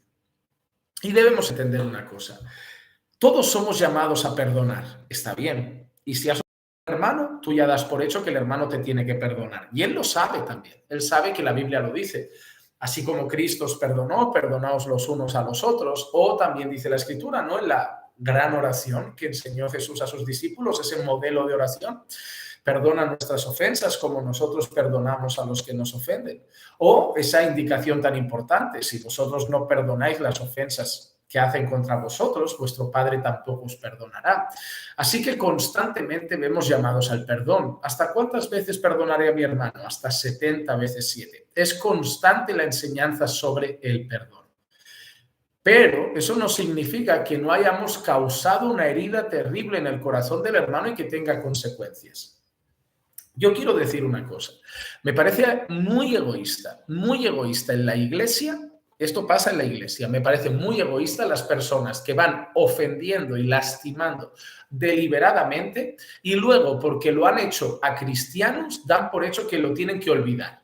Oye, hermano, tú no eres cristiano, pues olvida lo que te he hecho. Oye, perdona, yo voy a luchar por perdonarte, voy a esforzarme por perdonarte, con la ayuda del Señor lo haré, pero entiende que me has herido.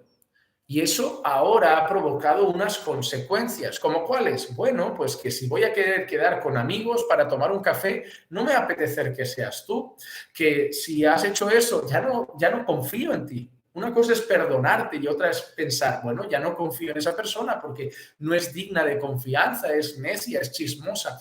Yo te perdono, pero ya no te abro más el corazón. Yo te perdono, pero ya no te cuento más mis luchas. Yo te perdono, pero ya no te abro más la puerta de mi corazón con mis intimidades. ¿Por qué? Porque tú has demostrado que no eres digno de confianza. Una cosa es perdonar y otra cosa es ser tonto para ir contándole a un chismoso mis problemas. No.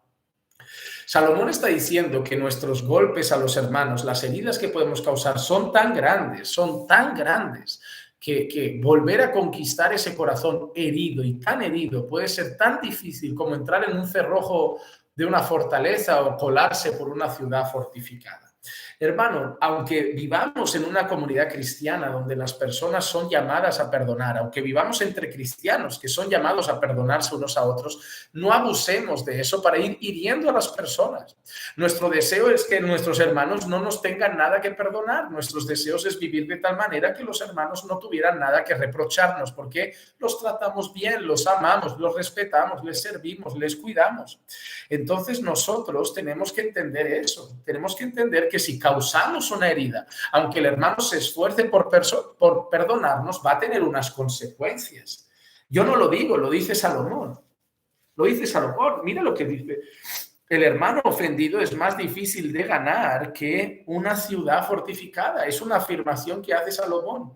Cuando has roto la amistad con alguien, volver a recuperar esa amistad es complicadísimo. Volver a recuperar la confianza es complicadísimo. Por ejemplo, imagínate una esposa que su marido la ha traicionado. Ok, ¿y la esposa qué hace? Bueno, como buena creyente, decide perdonar, decide dar una oportunidad más. ¿Eso significa que al día siguiente la esposa ya confía otra vez plenamente en el marido? Claro que no. ¿Eso significa que al día siguiente la esposa no tiene heridas? Claro que no. ¿Eso significa que al día siguiente la esposa ya ve al marido con los mismos ojos? Claro que no. Ella lucha por perdonarlo, ella lucha por su matrimonio, pero ahora volver a recuperar la confianza, volver a recuperar la sonrisa en esa esposa, volver a recuperar la amistad, volver a recuperar la cercanía, volver a recuperar eso es difícil como colarse en una ciudad fortificada. Eso es lo que quiere decir Salomón. Así que cuidado, amados hermanos, porque si van lastimando a las personas tendrá unas consecuencias y no vayan exigiendo a la gente que de la noche a la mañana los vean con los mismos ojos. Las heridas tienen consecuencias, dejan cicatrices y tenemos que respetar también el tiempo de duelo, el tiempo de cicatrizado de las personas. Yo no puedo ir hiriendo a la gente y luego metiéndoles prisa para que me vuelvan a ver con los mismos ojos. No, yo también tengo que pagar y aceptar las consecuencias de mis actos. Me parece muy soberbio y muy arrogante las personas que van hiriendo y luego van exigiendo que les perdonen rápido.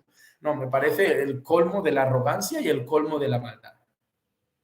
Versículo 20. Con el fruto de su boca el hombre sacia su vientre, con el producto de sus labios se saciará.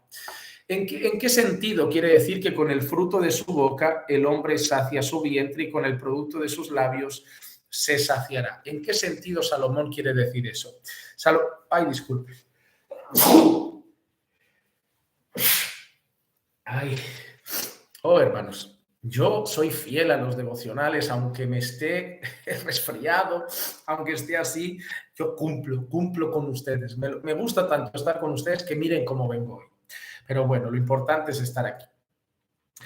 ¿Qué significa que con el fruto de su boca el hombre sacia su vientre y con el producto de sus labios se saciará? ¿Qué significa?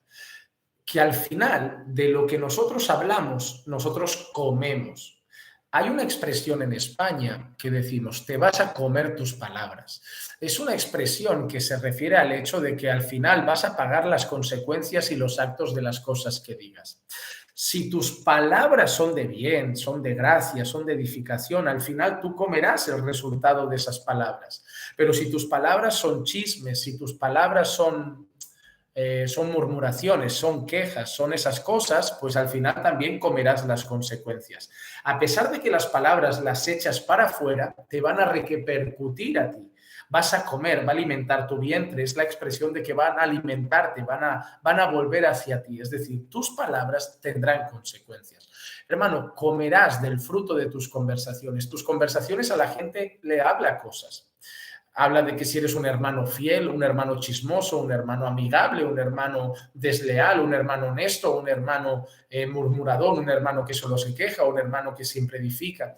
Tus palabras hablan y al final, tarde o temprano, verás que tendrás consecuencias. Habrá gente que no querrá quedar contigo, que no les parecerás alguien para tener una conversación y una amistad y acabarás pagando las consecuencias de tus propias palabras. El versículo 21 dice así: muerte y vida están en el poder de la lengua y los que la aman comerán de su fruto. Este es uno de los versículos probablemente más mal utilizados. Muerte y vida están en el poder de la lengua.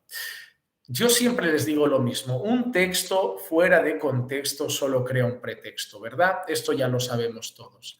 Que este versículo yo lo he visto utilizado para la gente que usa esto de declarar y decretar.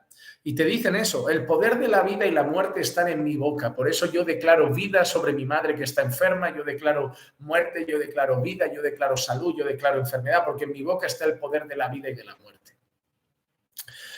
Eso no es lo que quiere decir el pasaje, eso es un pasaje que así interpreta pues algún grupo carismático revolucionario o algún grupo neocarismático, algún grupo de la prosperidad o los del movimiento del palabra de fe.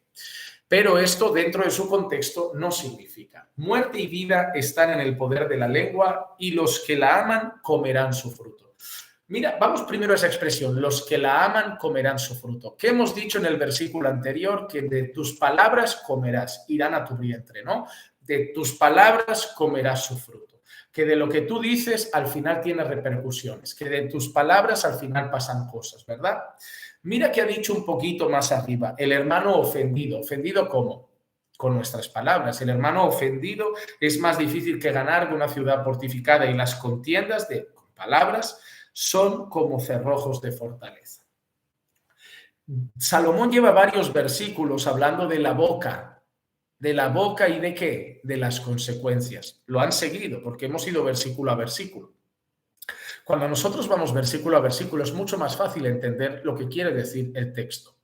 Salomón lleva varios versículos hablando de las palabras y de las consecuencias de las palabras, de comer del fruto de las palabras, de que pueden herir a un hermano y es muy difícil recuperar la amistad porque pueden provocar heridas muy grandes. Entonces Salomón lleva bastante rato diciéndonos que las palabras tienen consecuencias, que las palabras tienen consecuencias, que las palabras tienen consecuencias.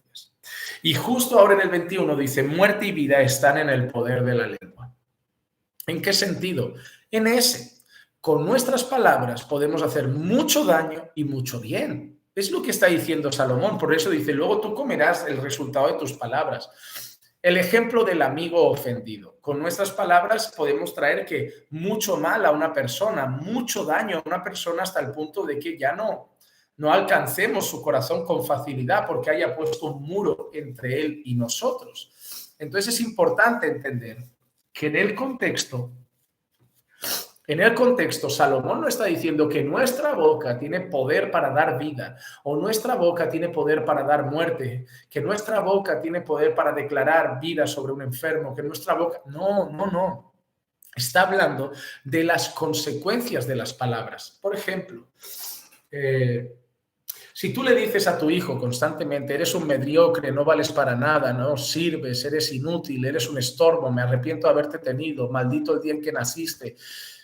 ¿Qué provocan esas palabras? ¿Qué provocan esas palabras? Heridas, una personalidad muy lastimada por esas palabras, un carácter muy marcado por esas palabras, un futuro muy poco prometedor para ese joven que habrá sido marcado, influenciado por esas palabras. Puedes destrozar, literalmente puedes destrozar al chiquillo con esas palabras, ¿verdad? Tus palabras de alguna manera traen muerte. ¿Por qué? Porque tienen consecuencias nefastas sobre la vida de esa persona.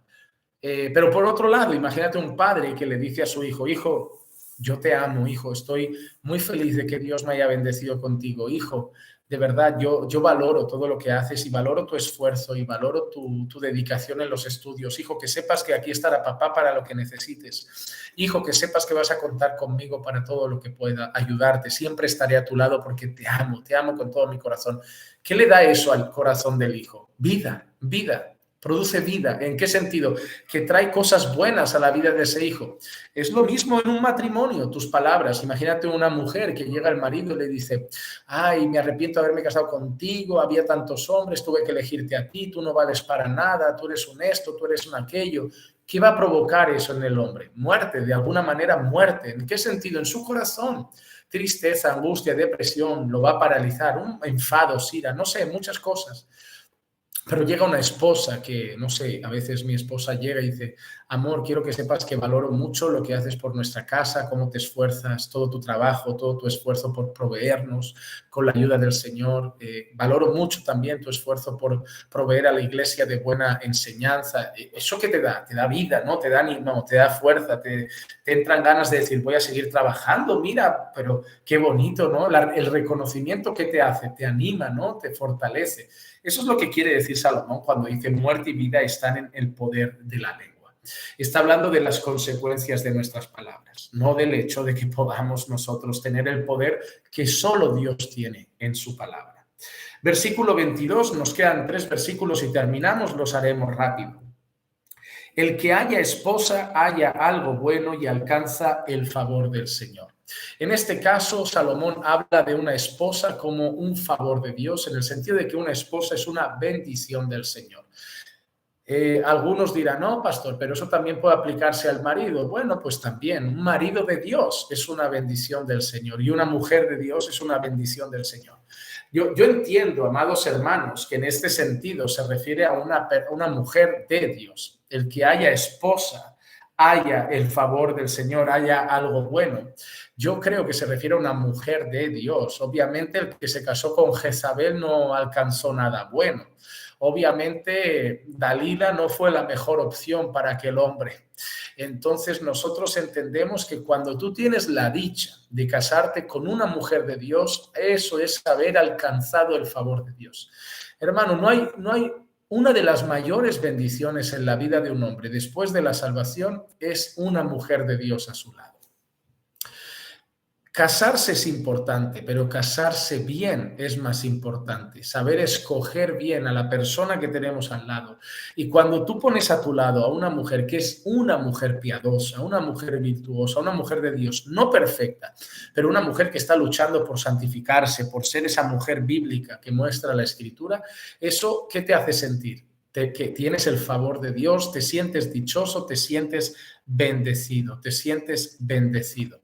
Entonces es muy importante eso, entender que la familia y el matrimonio son bendiciones de Dios. Obviamente, cuando no establecemos la familia y el matrimonio conforme al modelo de Dios, también les voy a decir algo con mucho dolor de mi corazón. Un mal matrimonio también puede ser un lugar de tormento. Así como el matrimonio, cuando se vive conforme a la voluntad de Dios, se respira dicha, gozo y se siente uno tremendamente bendecido. Cuando, por el contrario, llevamos un matrimonio alejado de la voluntad de Dios, con personas que no son de Dios, muchas veces el matrimonio también se puede llegar a volver el lugar de mayor tristeza, angustia y tormento para muchos. Pero el que trae a su vida, el que alcanza a esa mujer que es de Dios, alcanza el favor del Señor, encuentra algo bueno. Versículo 23. El pobre habla suplicando, pero el rico responde con dureza. El pobre habla suplicando, pero el rico responde con dureza. ¿Qué quiere hablar Salomón aquí? Que por lo general, no siempre, por lo general, hay en el pobre hay más humildad y en el rico hay más soberbia. Cuando dice que el pobre habla suplicando, es que, claro, al verse pobre no se ve en la condición de ser arrogante, ahí en su miseria, en su necesidad. Entonces muchas veces el pobre pues tiene la tendencia a ser más cortés, más educado, porque por su condición. Pero el rico usualmente es arrogante, mira por encima del hombro, habla con faltas de respeto. Ves esas personas ricas que llegan a un restaurante y tratan a los camareros de cualquier manera, que te miran por encima del hombro, que tratan a sus empleados del hogar como si fueran perros o como si fueran animales. Esa gente, ¿verdad? La Biblia en muchas ocasiones relaciona al rico con la arrogancia. No es siempre, pero hay muchos casos que sí. Hay muchos casos que usualmente las riquezas traen consigo otras cosas. A mí me hace mucha gracia la gente que dice que las riquezas no te cambian. Yo creo que sí, pero más que cambiarte, yo creo que muchas veces las riquezas revelan quién eras realmente y no podías ser. Porque hay gente que siempre ha sido arrogante, lo que pasa es que no lo ha exteriorizado tanto porque se sentía que no podía hacerlo, pero una vez tiene riqueza, una vez tiene posición, una vez tiene poder, se vuelve arrogante. No, es que siempre lo fue, lo que ahora por fin tiene una plataforma para poder mostrar con tranquilidad esa enorme arrogancia que siempre tenía dentro. Eso es lo que está haciendo Salomón. Está hablando más que nada enfatizando el carácter altivo y soberbio de muchos ricos. No todos. Se puede ser rico, tener una muy buena condición económica y ser un fiel creyente, humilde y manso como el Señor Jesús. Pero por regla general, con la riqueza muchas veces llega la altivez, la soberbia y la arrogancia. Y terminamos con el versículo 24 que dice: el hombre de muchos amigos se arruina, pero hay amigo más unido que un hermano. Es interesante, el hombre de muchos amigos se arruina, pero hay amigo más unido que un hermano. En el primer lugar dice amigos, el hombre de muchos amigos, plural, y en el segundo lugar dice hay amigo más unido que un hermano. Cuando Salomón dice esto, Salomón deja entender una cosa interesante, y es que el hombre de muchos amigos, y normalmente Salomón sigue pensando en el versículo de arriba, el rico tiene muchos amigos, pero el hombre de muchos amigos normalmente son falsos, no son verdaderos, son falsos amigos, son gente interesada. Son personas que se acercan a ti con otros motivos. Por eso dice que se arruinan, porque esas personas están contigo por interés, están contigo porque pueden sacar algo de ti. Pero ¿qué está diciendo Salomón luego? Pero hay amigo que es mejor o más unido que un hermano. Salomón, en pocas palabras, está diciendo algo que todos sabemos, que verdaderos amigos hay pocos, pero que el amigo de verdad es como si fuera un hermano para ti. Es mucho más que solo una persona con la que tienes una relación de amistad. Es como si fuera realmente un hermano para tu vida. Así que Salomón está encerrando esto diciendo eso, que quien tenga un montón de personas a su alrededor que parezcan ser sus amigos, que se ande con ojo, porque normalmente amigos no hay muchos, pero interesados sí, y falsos amigos también. Yo siempre doy el mismo ejemplo. Cuando yo predicaba para 15 personas, tenía la misma línea de mensaje, la misma línea de predicación, pero cuando yo predicaba para 15 personas, a mí no me llovían tantos amigos como me llueven ahora. Reconozco que ahora el Señor, por su gracia y soberana voluntad, ha llevado mi vida, mis mensajes, mi ministerio a mucha más gente. Y de golpe me quiere mucha gente. Tengo amigos, mucha gente viene aquí a la iglesia a visitarnos y se quiere tomar una foto, pero son amigos, de verdad. Por ejemplo, en la gente yo lo entiendo, a lo mejor antes no te habían visto nunca y ahora pues te han visto porque mira, antes tampoco las redes les habían permitido conocerte. Pero, por ejemplo, pastores que me conocían antes, mira qué interesante, pastores que ya me conocían antes, cuando las redes no estaban, no eran muy pequeñitas, o cuando predicaba para 15 o 20 personas. Cuando yo estaba ahí, nunca me invitaban a sus iglesias, nunca querían hacer una invitación y hacer un cartel de predicador invitado, el pastor Juan Manuel, no. Es más, yo iba con ellos, yo les llamaba para quedar, yo les llamaba para tomar un café, yo era el que iba atrás queriendo tener una amistad, yo era el que iba atrás queriendo tener una relación, yo era el que iba atrás queriendo tener contacto. Pero ahora, no, ahora no.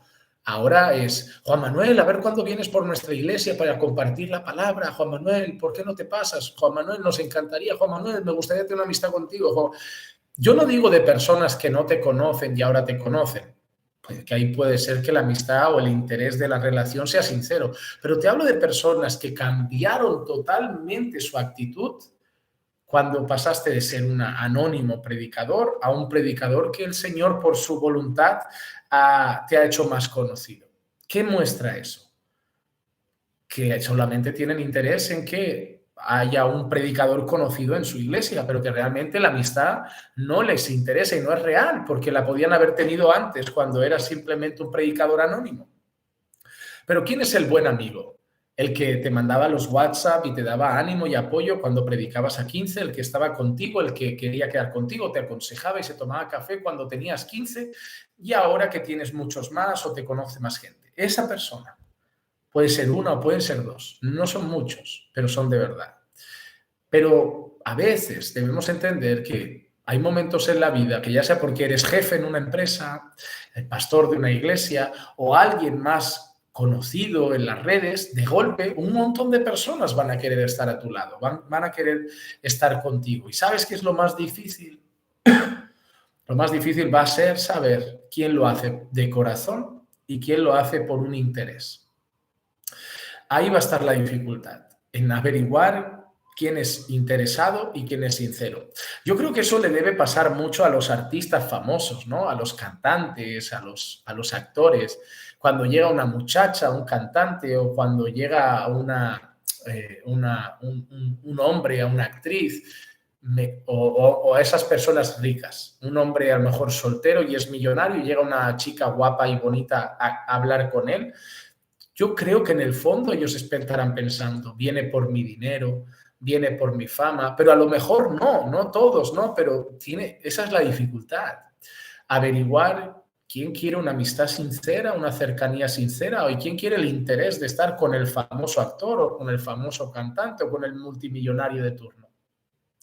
Pero Salomón afirma algo, el que tiene muchos amigos se arruina, porque seguramente son falsos y solo tienen interés en sacarle algo. Pero el que tiene ese verdadero, ese es más unido que un hermano. Hermanos, vamos a despedirnos con una breve oración. Les animo a todos, hay como 80 personas que todavía no dejaron su me gusta. Apoyen el canal, amados hermanos. Hacemos una breve oración y me quedo 5 minutitos con ustedes hoy para despedirnos, porque ya no nos veremos hasta el lunes a las 7 de la tarde, hora España. Padre, te damos muchas gracias por nuestro devocional de hoy, gracias por las enseñanzas que has traído a nuestra vida, gracias por todas las instrucciones que has traído, Señor. Te pido, Señor, que nos hagas prudentes al hablar, que nos hagas como el sabio, no como el necio que habla antes de escuchar, que se precipita y que luego pasa vergüenza por las cosas que dice de manera inapropiada.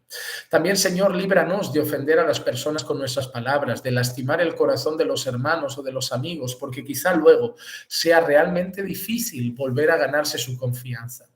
Haznos entender, Señor, el valor de los verdaderos amigos, a cuidar a los verdaderos amigos y a entender que para tener amigos también hay que mostrarse amigo. Que todas las cosas que hemos aprendido hoy, Señor, que todo lo que hemos escuchado en cada uno de los consejos que Salomón, inspirado por ti, nos ha dejado, lo podamos reflexionar, meditar en el corazón y traer a nuestra vida, para que cada día vivamos una vida más consagrada y que te dé más y más la gloria. Te pedimos, Señor, todo esto en el nombre de Jesús. Amén. Amén.